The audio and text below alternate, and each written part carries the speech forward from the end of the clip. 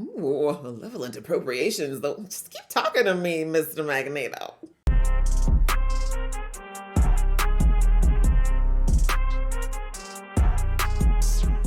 Hey guys, it's your girl Aisha, aka Geek XX Chic, and we are back with another reaction to X-Men 97. We're now into episode 3, which is called Fire Made Flesh. So the first 2 episodes, in my opinion, were bomb.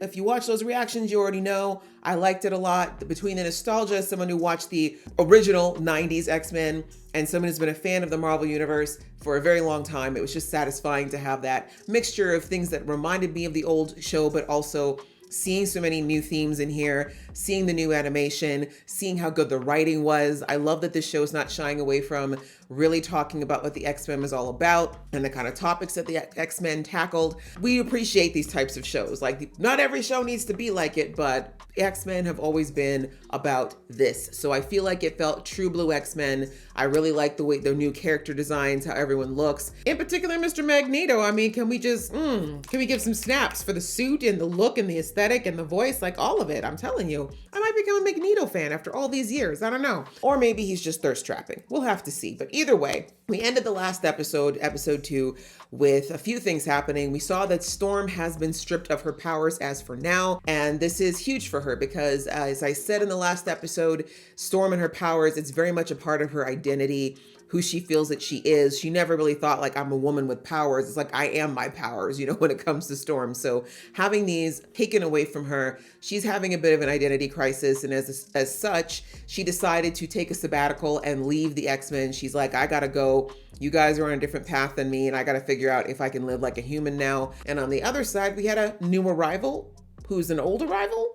Yes, there was a knock at the door, and in true Jean Grey fashion, they promptly fainted in the arms of Morph. That's a lot of confusion because we also have a Jean Grey that's right there in the mansion currently, who just gave birth to a little baby Nathan last episode. So who is this woman? Is it actually Jean? Is it possibly a clone? Is it someone from the future or the past? So many questions when it comes to X-Men, but we're not going to know till we get into the episode. So that's enough from me. Let's get into this one. But just before I do, a reminder that if you'd like to be notified of when I do these uploads, please hit that subscribe button and that notification bell so you will be in the know. And please continue sharing all those comments and all those likes. I appreciated it very, very much. And I love having this conversation with y'all. All right, that out of the way, let's get into the episode right now. Y'all know, so let's go.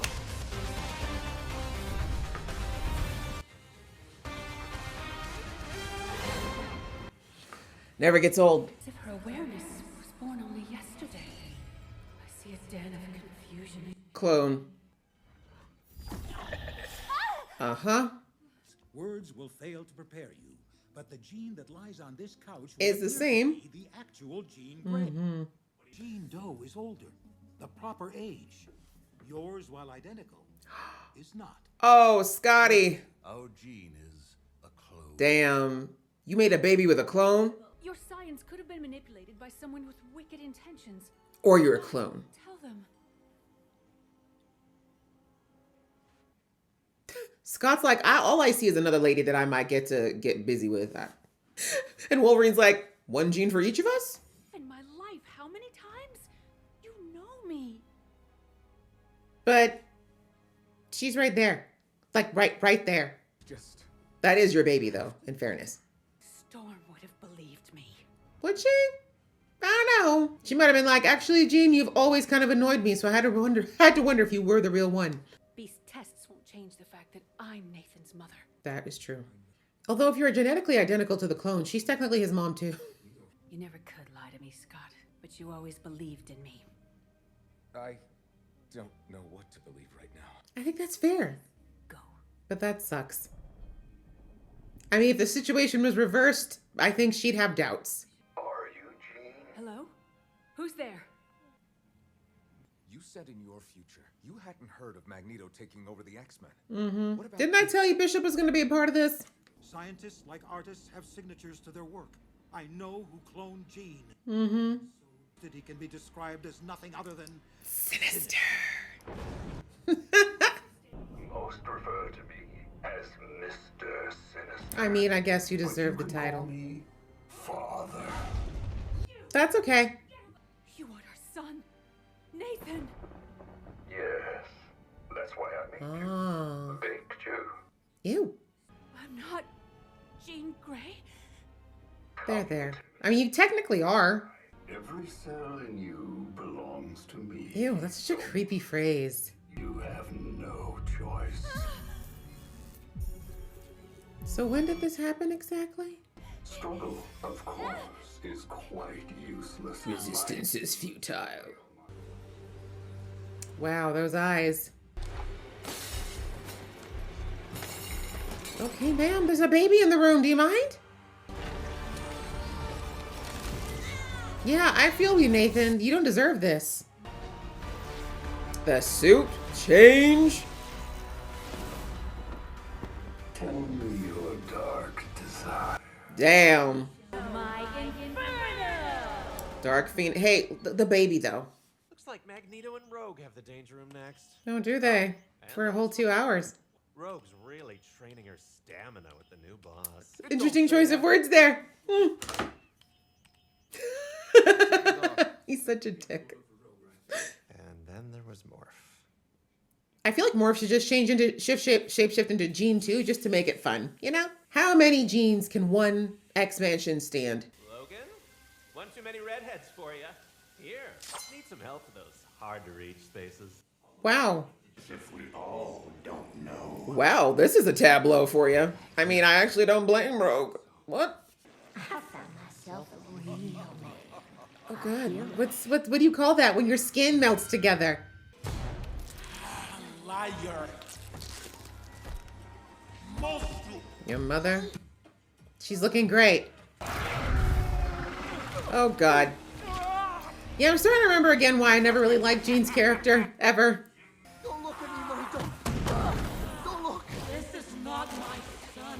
Ew! God! Well, I'd hope not, because most kids don't come out of your mouth. Y'all need to get out of there. Is anybody immune to Jean's? Probably not. Maybe Professor X, but it depends, because when Professor X, when Jean Grey was with the Phoenix, she could overpower Professor X. I don't know. Gabby can never unsee that. Yeah, I feel you there. It was hot and then it wasn't. We're in hell. Well, you asked and that you received. That's why you don't put that in the universe. You smell like burnt hair. Oh, this is not the time to be picky. Yo, Cyclops, hit me. He was a little too happy to do that. You gonna help out there, Roberto?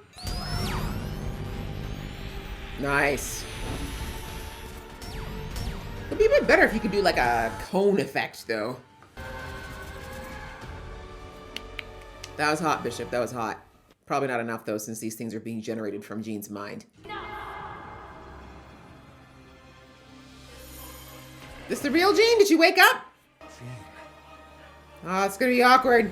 How do you explain? Yeah, so I've been banging your clone for the last year or so. He had a baby. Don't hate me. Jean, And fainting right on cue. Me? Who am I? Say my name, Scott. Okay, ho. I am scorn and fury. Excellent. Forged Can in you be that? righteous brimstone. Oh, swear. The Goblin Queen. That's the best name you could come up with?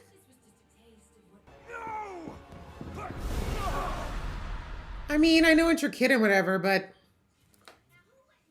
Okay, that's too much. That's too heartless.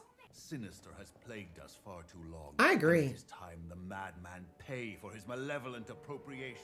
Ooh, malevolent appropriations, though. Just keep talking to me, Mr. Magneto.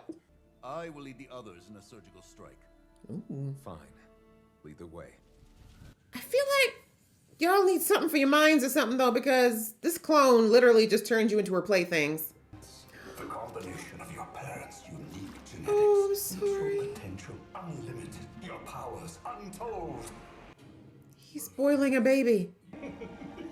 What if the baby's actually just human? Mutants can have human babies. So I'm assuming, I don't know Morph's story, guys. I'll have to look it up, but I'm assuming Morph was created by Sinister or tortured by him? I knew you'd follow, Scott. It's all you do. Just ask the professor. Oh, that's supposed to be a burn? Oh, I'm sorry, Morph. Yes, my queen.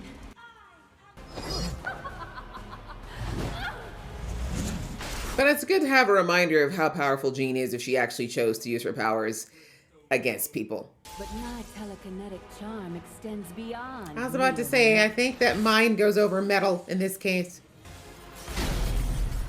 Y'all was not prepared. At all.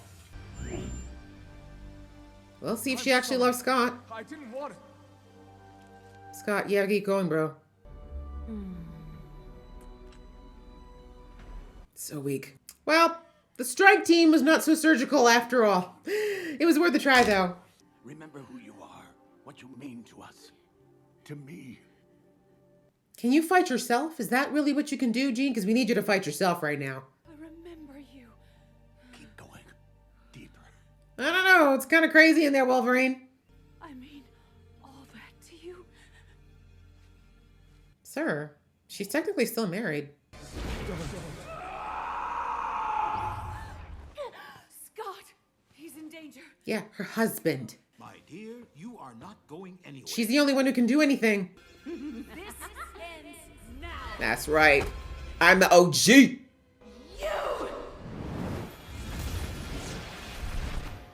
Yeah, welcome to my psychic prison. Out my mind! Enough violation! Whose mind? Whose face? Sir, ma'am. Is that all you can remember? Or do you not remember your pregnancy, being in love? None. Okay. Watch out! Oh, not you actually trying to protect yourself. She died. Oh, your friend. My bad. Can you tell me who I am? Can you say which of these memories are yours and which are mine? Well, I mean, when will you? Let me just look at your cellular age. We'll walk backwards. We can make this work. This is math. Okay, that's very meta. And you're literally letting this monster do God knows what with your baby right now. Doesn't he need a name? I was thinking. By the way, that baby came out clean. I forget. Is that a mutant thing? You used to have to give a baby and it's just completely washed and ready to go? Because that's helpful. Let's go save Nathan. Poor baby. Future we have in store for them. Thank you. Shut up. Impossible. Is it? Fools. You have doomed the boy. What have you done to him already? Like, he's been in that tank for a minute, guys. Your powers are nothing against mine. It's over, Sinister. I will run away like I always do. Ladybird, fly away. Why'd you let him talk and back up? You monster! What He's have you gone. done? Long gone. You waited too long. Sinister was likely exposing Nathan to it in the hopes of making him Invincible. Figure it out, Beast. Please. Well, sir, can I have some minute? It could take months, even years to Exactly. develop a cure, and the virus is already spreading rapidly. There's no time. What if there's a cure in yours, Bishop? In the future, Beast's nearly fixed your time band. I do know a guy. I mean, that's worth a try. There has to be another way. I won't be like my father. I won't abandon my son. It's not abandoning him, though. Future. No, sick babies are the worst. No. This is your fault, clone, but all the same, the baby shouldn't suffer. Be a part of this. I'm sorry. Didn't you? You just abandoned him right there. Okay. All right, Scott. I get it, though. That sucks. We love you so much, Nathan. But owe you nothing less than the best possible future. Especially you, ma'am. Especially you. Bye-bye, baby. It's a good thing Jean showed up, though. Oh, okay. Wait. Bye, Clone Jean. This is your home, too. This is going to be awkward, ma'am. Call Bye. me Madeline Pryor. Mm-hmm. Farewell, Madeline. Farewell. So what? Scott's just supposed to jump in bed with the new Jean? My man is so lucky. Twins, and they look exactly the same. Come on now. I guess it's technically not cheating if they have the same DNA, right? Name's Forge, Storm. An old friend of Charles Xavier. I'd like to help you get back what you've lost. Well, isn't that convenient? How'd you even find out? What? Ooh, all right, guys. Well, that was a action-packed, fun episode. Man, they're definitely keeping the pacing going on this show, right? Like, we've had so much happen. I think episode 1 was actually the most chill, and we still had a battle in that one. And here we are now. We find out that Jean's a clone. So yes, thank you to the people in my comments who reminded me about the fact that there is, in fact, a Jean clone. There's so many details that I've forgotten because it's been a long time since I've cracked a comic and a long time since I used to follow things. And there's just so many variations of the different storylines and different characters that unless you are absolutely obsessed with comics, which I am not, I love them, but I'm not quite at the obsession level, it's very hard to keep track of all of them. But thank you for those of you out there who are either obsessed with comics or you're obsessed with a particular character and just have read all their stuff and you're able to help me out with this stuff. I appreciate it. But yes, we found out that our girl is a clone and that unfortunately the team has been working with a clone this whole time, but this clone has all of Jean's memories, so there was no reason for her to believe anything different. Scott ended up getting a clone pregnant. I didn't know though. In fairness, he actually did get, we'll say it was Jean, let's be real, because it is Jean. For all intents and purposes, it's Jean. Finally came back and decided to claim what was his when Jean showed up. My guess is that he had her hostage this whole time, which makes sense because of course Jean would have tried to come home and stop his plans. But I'm not sure how she broke out though. That is the question of how did she manage to eventually get out? Anyhow, but Jean's pretty strong. We know that she's got a lot of power and most of it is untapped, I think, at this particular time. So anyway, so he created a mind control option there for, we'll call her new name, Madeline. Was it Madeline? Yes. And before we know it, she was showing them all what she could do if she decided to turn on them. And I always feel like episodes like this where you get to see, especially for the heroes, right? Because people always kind of take for granted that heroes are crazy powerful. Like, yeah, you know they're powerful because they always defeat the bad guy. But I don't think people really understand sometimes with certain heroes how royally screwed the world would be if they actually chose to do whatever they wanted and go the villain's path. And I think it's just good whenever you get a chance to see the good guy lean into their badness. And obviously this isn't the real Jean, and a lot of this was Sinister's influence, but some of it was probably also low-key some stuff that Jean's been holding on to and just has behaved herself up until now, and hence why no one's had to deal with it. But it's there. It's in all of them. Every last one of the X-Men has the capacity to make life very miserable for people. I'd say probably the least worrisome if they did that would be like a Beast or even Wolverine, really, because their powers are much more like localized, right? But as we saw, Rogue, if Rogue decided to, God, could you imagine if Rogue just decided to go out there and just zap all the most powerful mutants out there? Just become the Earth's overlord, right? Or if, well, we've already seen what Magneto can do, but he's not really a hero yet. He's still an anti-hero. But Charles Xavier, I've always said that is a classic example. If Charles really wanted to, if he really decided that he was done with humanity, we'd be all screwed. They said his telepathy is at an Omega level. So of course he's used Cerebro, but I almost feel like Cerebro is only necessary because he chooses not to lean into his powers that way. I really think that if the professor really like leaned into it and tried to like practice, he'd be able to literally mind control the world on his own. Like mind control them, get them all to drop dead if you wanted to, make you all scratch your heads like monkeys. Like he could make you do whatever. He could make the world his slave. He could have done that if that's what he felt like. Dug into your private memories, thoughts, dreams. You wouldn't even know he was there. Like he had the capacity to do so much damage and chose not to. I just think it's always fun though when we get to see a little taste of what would happen. And yeah, we saw that Jean 2.0 gave us that in this episode. And the team realized very quickly, yeah, we're no match. We can't win against her no matter how hard we try. Even Magneto, who I think is Omega level, I'm pretty sure he's classified as that. Useless against her, right? So I think that's just the fun part of these types of storytelling of when you get to kind of see what would happen if that dark side came out to play. But anyways, thankfully Jean, of course, Jean going up against Jean Prime is going to know how to take down Jean 2.0. And she manages to show her that even though her life may not have been what she thought, she still has had some beautiful moments. And most importantly, she's a mother now. And her love for her baby is real, no matter what Sinister was trying to tell her. And we see that when Jean was able to really tap into that part and remind her that, hey, not that long ago, you pushed this baby out of your body. You've grown this baby for all these months. You're really willing to just step back and let this man take it from you. So thankfully that was enough for her to push through and break that mind control. Because truthfully, I mean, Sinister should have never been able to do that with Jean's level, Jean's level. But, you know, we're going to let that all go. But anyhow, we brought her back and she was able to take care, or at least get him away from their son. But as usual, in typical comic book X-Men fashion, somehow the bad guy slipped into the darkness and no one tried to stop him.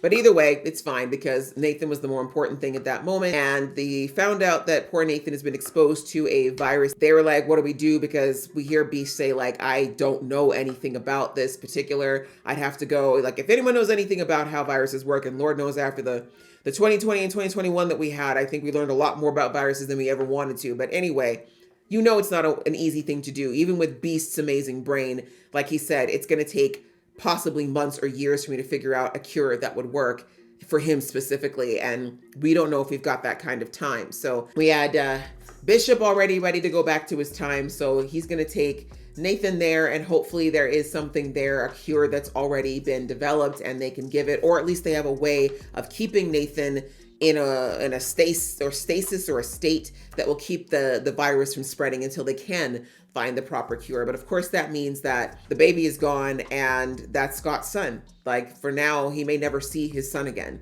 So that's horrible. That's rough. They only got a few weeks or months. I don't know. The timelines are a bit fuzzy in this show, but it wasn't long, and already he's gone. And we see Scott say a pretty important line about, I'm not going to abandon him like my father did. And if I recall, in Scott's case, him and his brother Havoc, which I'm not sure if they're going to bring Havoc into this, but their parents were not okay with them being mutants. And so that's one of the reasons why Charles took them in. And so, yeah, I can see why that would be a sore spot for Scott, the idea that he can't be a father after not really having his relationship with his father. So, yeah. That was that, but unfortunately there was no other choice. It was either that or lose their son. So the baby is gone, which works for the storyline, of course, because real Jean is back, and now the two of them are going to have to somehow figure out what's going on here, because they do love each other, but there has been this third party in their marriage for God knows how long now. And I can't think that that's not going to affect both of them. As much as even Jean understands it's not Scott's fault, I just feel like it's not going to be as cut and dried for them to work through this. Like, how do you even go to marital counseling for this? Like, my husband made a baby with my clone. Now how do I handle this, right? Or, you know, from Scott's side, I found out my wife was a clone and we had a baby. How do I deal with this, right? There's no handbook. So, and we have like the greatest telepath in the world that could probably walk them through it. Is gone. So anyhow, that's kind of where things are at the mansion. We got a little bit of Morph background in this as well. Not a ton, because we didn't get to see the history, but we got enough from the scenes from Morph to know that what Sinister and him, whatever history they have, is pretty dark. And it literally took all the jokes out of him immediately. But that explains a lot though, because the first two episodes showed Morph being like a complete goofball, like taking nothing seriously. And in my experience, people who constantly joke about everything is usually because they have a lot that they're trying to deflect and a lot of things that they're trying to hide. And that would explain possibly why Morph is like this. But maybe we'll get more of that as the show goes on. We'll get to learn a bit more about why he is the way he is, and maybe a little bit about what happened with Sinister. And then outside of that, we had a little moment between Logan and Jean. He was helping her stabilize her mind by letting her go into his, because I think he was basically saying, my mind's pretty simple. You're not gonna get too lost in here. Go ahead. It's pretty easy walk in here. But anyways, obviously it's also because he had a very deep connection to Jean, and she picked up on the fact that she means a lot to him. And in the comics, I believe, and in the movies as well, they've kind of made it very clear that Wolverine has more than just platonic feelings for Jean, but you know, timing is everything, and she was already with Scott when he met her, so that's kind of, at least I think so. I'm pretty sure that's how the timeline went, that Wolverine met her when she was already with Scott, and that's why. But I think they've always toyed with the idea that, you know, in another time, in another place, that it definitely would have happened. So anyway, we see that Wolverine was thinking maybe he was going to get a little headway with that connection that she was feeling. But of course, as soon as she saw that Scott was in danger, that's where her heart went. So I know it sucks for Wolverine, but that's what happens when you fall in love with married women. I don't know what to tell you.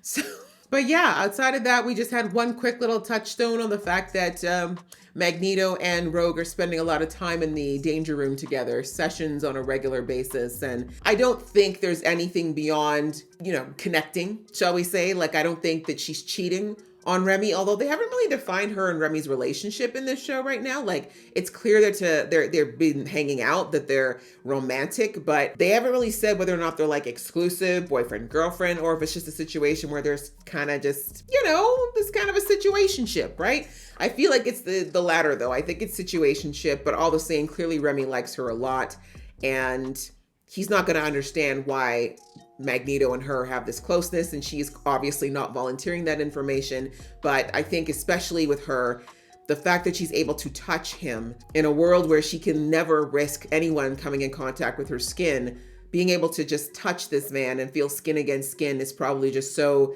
it's just something that no one else can really understand but her. And of course, she's going to treasure that on a level that not a lot of people would understand. So again, I think if she just explained this to Remy, he'd probably understand. But at the moment, the sneaking around, he's got his worries about that, understandably. And I think it's going to come to a head pretty soon if it continues. So we'll see. But maybe, I don't know, maybe her and Magneto are getting romantic as well. But I don't know. I'm not getting that sense. I get the feeling it's just more of a connective relationship that is exacerbated by the fact that she can touch him. And so there's kind of like a little bit more of a draw there than there would be with any other typical friendship. But anyway, so yeah, this was another good episode. And we basically are, and we ended with Storm. We only had a little bit of Storm this episode, which makes sense because she's not doing anything as far as the X-Men, but she's met Forge. And someone in my comments mentioned that Forge is the person who helps her get her powers back. So we're on the way to getting our girl back, because listen, this was a great episode and all, but I miss my girl. I miss my girl Storm, and we need her back. So